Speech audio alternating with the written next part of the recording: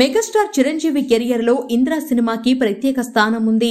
2002లో వచ్చిన ఈ చిత్రం అప్పటి వరకు ఉన్న పాత రికార్డులన్నింటినీ తుడిచిపెట్టేసింది. మెగాస్టార్ కెరియర్ లోనే బిగ్గెస్ట్ హిట్ గా రికార్డు సృష్టించింది. సోనాలి బింద్రే, ఆరతి అగర్వాల్ హీరోయిన్లుగా నటించిన ఈ సినిమాను బి గోపాల్ డైరెక్ట్ చేశారు. ఇక మణిశర్మ ఇచ్చిన మ్యూజిక్, దానికి బాస్ వేసిన స్టెప్పులు అయితే ఎప్పటికీ ఫ్యాన్స్ మర్చిపోలేరు. ఇక ఇందులో చిరు చెప్పిన డైలాగులు, ఆ ఎలివేషన్లు అయితే నా భూతో నా భవిష్యత్. ఇలాంటి సినిమాను మరోసారి థియేటర్లో చూసేందుకు ఫ్యాన్స్ తహతహలాడిపోతున్నారు. ఆగస్టు 22న చిరంజీవి పుట్టినరోజు సందర్భంగా ఇంద్ర సినిమా రిలీజ్ చేస్తారని ఎదురు చూస్తున్నారు. కానీ ఇప్పటి వరకు ఎలాంటి కన్ఫర్మేషన్ లేకపోవడంతో సోషల్ మీడియాలో ఫైర్ అవుతున్నారు. నిజానికి వైజయంతి మూవీస్ ఇంద్ర సినిమాను రిలీజ్ చేస్తున్నట్లు గత నెలలో ప్రకటించింది. Mega blockbuster Indra cinema 22 ఏళ్లు పూర్తి చేసుకుంది. బాక్సాఫీస్ తో సహా మన గుండెల్లో కూడా చెరగని ముద్ర వేసిన ఈ సినిమాను మరోసారి థియేటర్లలో సెలబ్రేట్ చేసుకుందాం.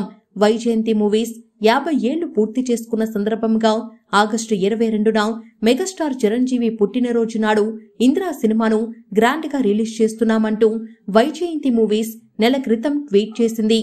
అప్పటి నుంచి సోషల్ మీడియాలో పోస్టులు పెడుతూ ఇంద్ర సినిమాను ప్రమోట్ చేస్తున్నారు అభిమానులు. కానీ బాస్ పుట్టినరోజుకి 10 రోజులే ఉండటం, ఇప్పటికీ ఇంద్ర రిలీజ్ పై వైజయంతి మూవీస్ కన్ఫర్మేషన్ ఇవ్వకపోవడంతో ఫ్యాన్స్ కాస్త టెన్షన్ పడుతున్నారు. అందులోనూ ఇటీవల మహేష్ బాబు మురారి రిలీజ్ కోసం ఫ్యాన్స్ ఎంత హడావిడి చేశారో తెలిసిందే.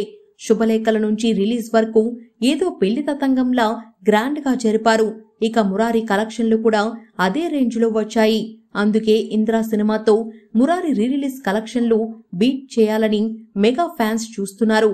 కానీ ఇప్పటి వరకు వైజయంతి మూవీస్ కనీసం రిలీజ్ పై మరోసారి క్లారిటీ కూడా ఇవ్వలేదు. దీంతో అశ్విని దత్ సంస్థను ట్యాగ్ చేస్తూ మెగా ఫ్యాన్స్ పోస్టులు పెడుతున్నారు. ఫ్యాన్స్ ఎంతో ఆశగా ఇంద్ర రిలీజ్ కోసం ఎదురు చూస్తున్నారు. దయచేసి ఒకసారి క్లారిటీ ఇవ్వండి, మా ఎమోషన్స్ తో ఆడుకోవద్దు అంటూ పోస్టులు పెడుతున్నారు చిరు ఫ్యాన్స్. మరి వైజయంతి మూవీస్ ఏమైనా త్వరలోనే దీనిపై క్లారిటీ ఇస్తుందేమో చూడాలి.